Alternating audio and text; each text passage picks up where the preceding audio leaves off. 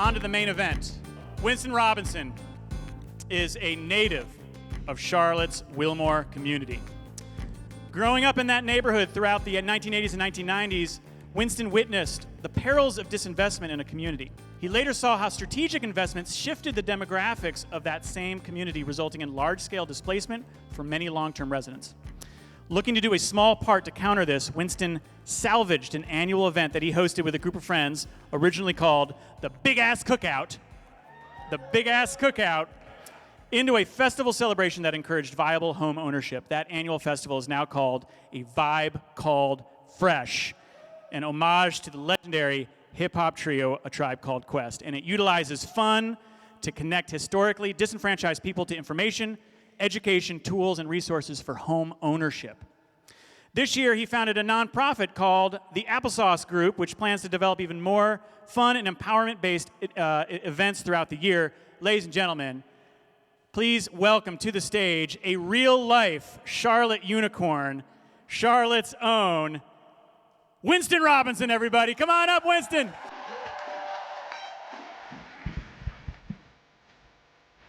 Turn it off, Steve. Turn it off, Steve. Turn it off, Steve. Come on, y'all. Get up. You better get up. You know what to do. Y'all know what to do. Come on. Here we go.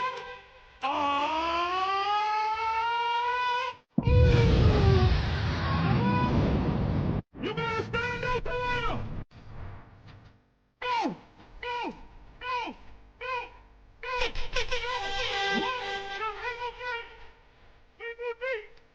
Here we go, y'all. You know what to do. Come in the middle. Come in the middle. Let's go.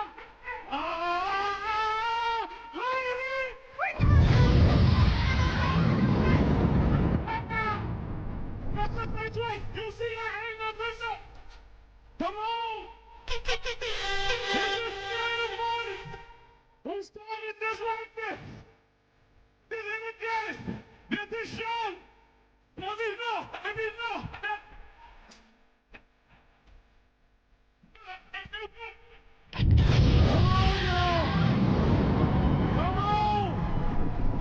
Oh, I'm so sorry. So when Matt and Tim offered me the opportunity to speak, my instinctual, just natural response was, how can I get up here to make a presentation in front of this audience and make them feel safe? I was essentially going to stand on, well, I thought it was going to be a stage, this area, and I was going to code switch my way through this entire presentation. However, I was like, yo, this is a sign. How can I get up here and speak about the value of identity as I denied my very own? To hell with that. I'm coming up here being me. And the thing is, why that is so important, that is a sentiment that every black person in this room understands. And I guarantee you some of them like, oh no, how can you give away the secret? So, you know what? No, we're not doing that. Because I want to normalize blackness. If you think about diversity in America, it is allowing non-white people into white spaces. It shouldn't be. It should be everybody going everywhere. So I took this time in my introduction to bring you to my HBCU homecoming. And that was important to me. Thank you, Tim. Thank you, Matt, for allowing me to tell my story on such a coveted platform. My family's here. Thank you guys for being here. My friends, thank you everybody who support. Board members of the Applesauce Group, as I knew. Yo, I'm legit tired. But thank you all for being here. So, I'm here to talk about a vibe called Fresh. I'm going to give you a little history. So, yeah, back in 2005, this is kind of a pre-social media world as we know it. Charlotte's social scene had very little to offer for a 20-something with, no real responsibility, a lot of disposable income. So my friends and I, we decided, let's have a cookout to say farewell to summer. We had very humble, ideas of what it would be. then people started calling me, yo, I'm coming. Like, wait a minute, you live in D.C. Yeah, it's cool. So yeah, it exceeded our expectations by far. People from far away, again, it's D.C., Atlanta, and it was like legit amazing. So we decided to name it a big ass cookout. I mean, it's, that's it. I mean, it is what it is. It's a big ass cookout.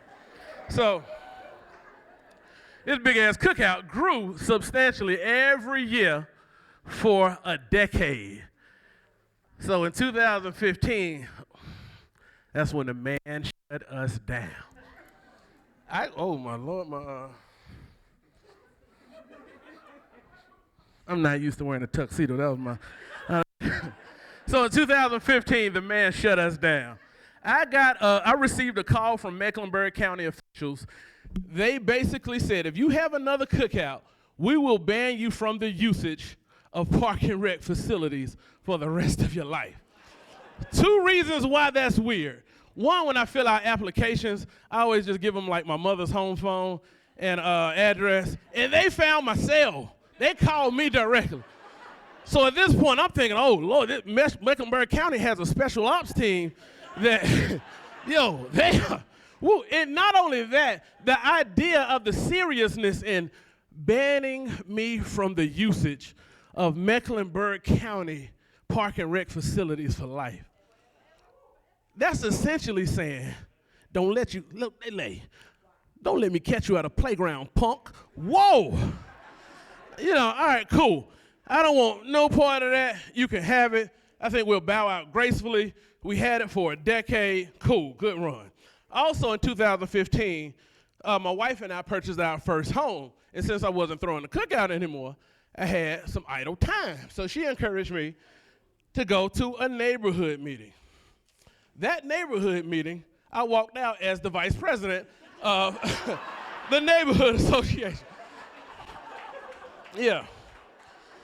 So, and not only that, at that time, the president of the neighborhood association, his father and brother happened to get ill at the same time in New York. So he would move back and forth, which essentially made me the president of the neighborhood association. And I had no idea what I was walking into.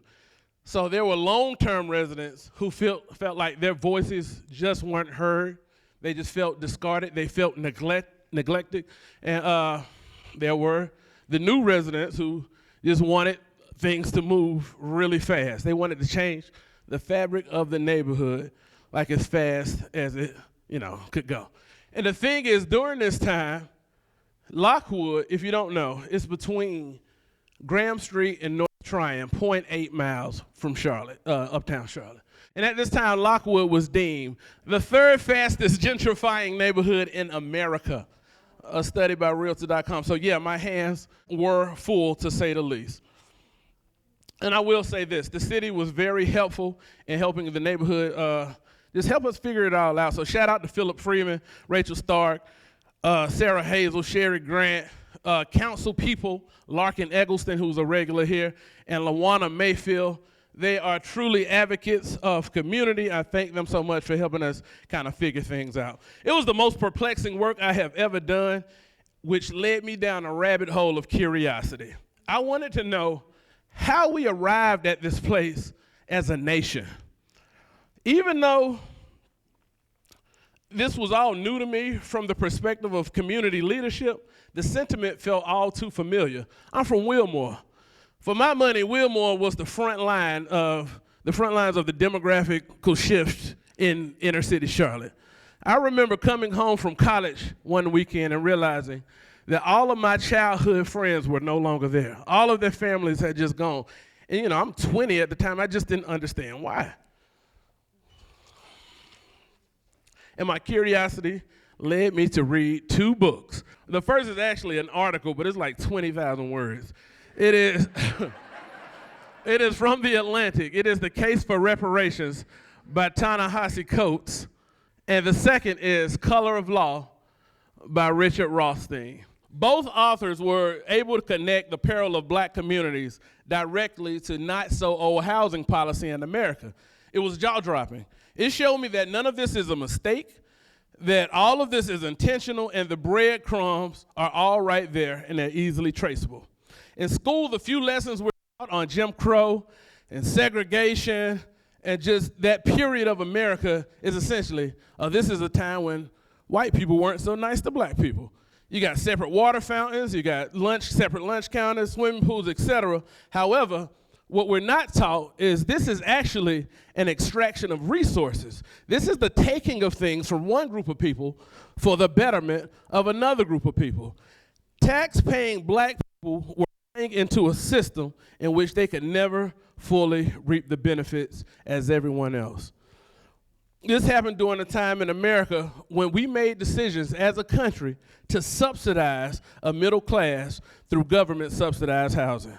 The government took a gamble on its citizens, essentially saying, tell you what, finance this house, we'll make sure they take care of it. And they also said, we'll here, developers, take this money, take this land, and build houses for people to buy. Black people were cut out of that system of wealth. Now, what people will say is, we fixed it. Well, we did. The thing is, there's a period where people are still injured. And as much as we talk about the achievement gap, as much as we talk about the gap between rich and poor, what we never discuss is that injury gap. I have a homeboy. He went to college with me at the greatest institution in the United States. 2020 CIAA champion, Winston-Salem State University. So if you're not familiar with the makeup of a lot of state-funded HBCUs, it's pretty much largely made up of a bunch of gritty, resilient, first-generation college kids who persevered through some type of odds. And this was him. He was the first person in his family to ever attend college. And he's from Boulevard Homes. If you are from Charlotte, you know that used to be public housing on West Boulevard. And he majored in occupational therapy. Occupational therapy is one of those majors that you can go out into the world and make a pretty good living fairly fast. So when he was 21, he became the most successful person in his family's knowable history. And he had unreal responsibilities that no 21 endure, just taking care of nieces and nephews, paying his mom, everything. However, he still had a lot of fun. He was a bachelor, dude like 6'3". He's the guy that your girlfriend does not want you to be friends with.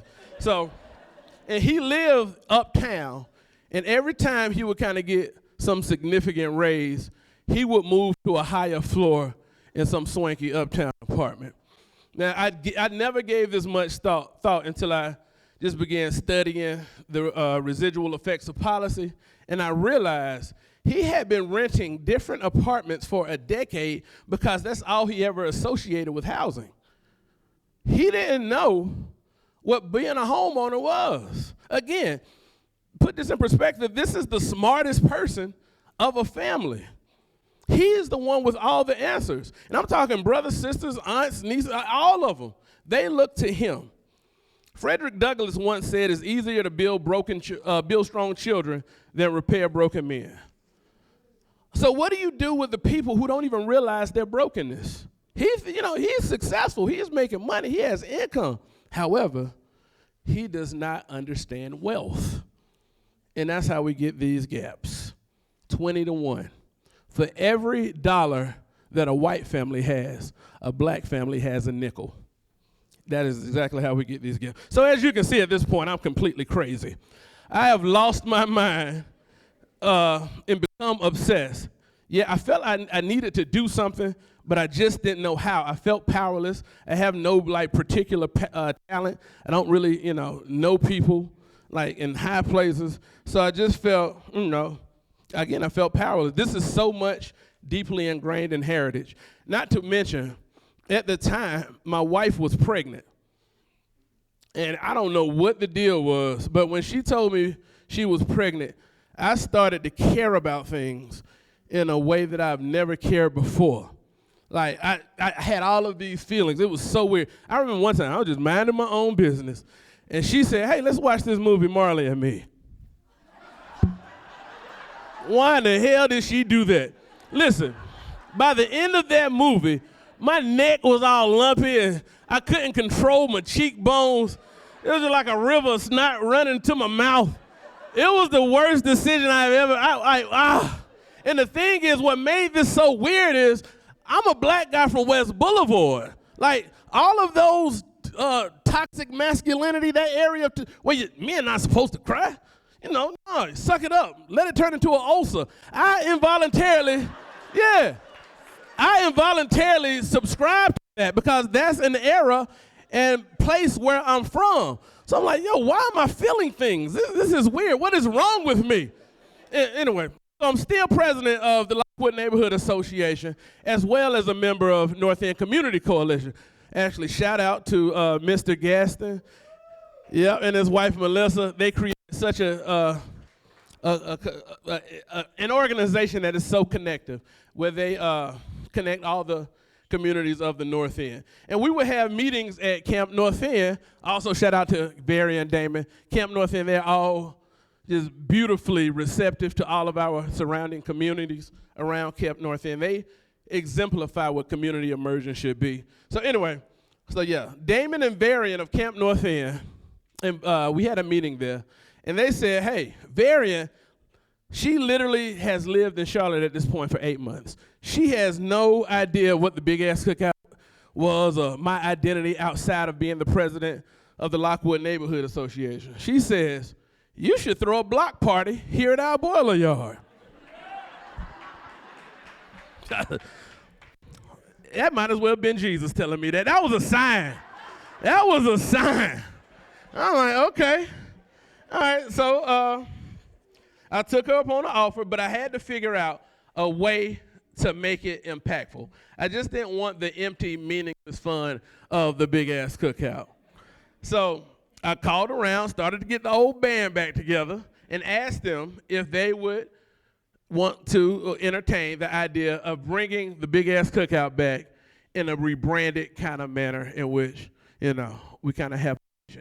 Homie Tank, who I think is here as well, he gave it the name, A Vibe Called Fresh. And A Vibe Called Fresh, for my money, is the single greatest festival in the history of the world. My best. Yes, yeah. It is beautiful. In only 3 years, it has become way more than I could ever imagine, and every year it amazes me. Again, we were able to utilize the same foundation of listening to heavy bass trap music and eating cookout food to reverse generational curses and impact the trajectory of life for people who will far outlive our very own existence. Come on, dog. Come on, man. And one thing I'm proud of, I am extremely proud of this, from an unofficial tally of just like personal encounters, text messages, Facebook messages, DMs, just random avenues of communication. I have tallied a total of 44 people who have purchased a home from attending a Vibe Called Fresh. It is a simple cookout. And that's from the horse's mouth. Now, if you ask our collaboration partner, shout out to Google Fiber, Jess George, past speaker, she coached me up for this. Habitat Charlotte, the Housing Partnership, Novant Health, First Legacy Credit Union, RV Taltone PLLC, they will tell you that hundreds of people signed up for their home ownership courses and initiatives that they offered on site. And actually, what's Kendra, Amber, you here? Stand up for me. These are two of the people. They purchased homes.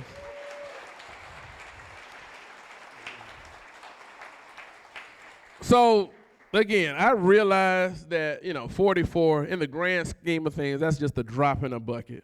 However, I sleep very well at night knowing that my identity with a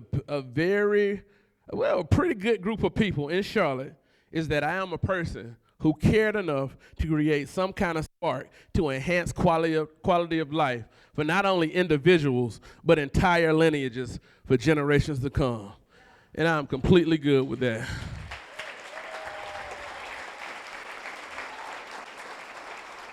And now we are in our 4th year. We have heard the demands of the people telling us that, one event a year isn't enough.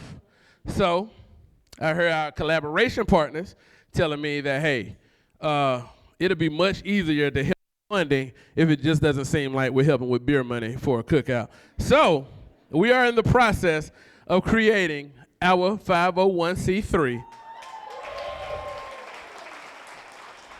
And we will develop initiatives throughout the year that will continue to contribute to shrinking the injury gap of historically disenfranchised people. The name of it is Steve Applesauce Group.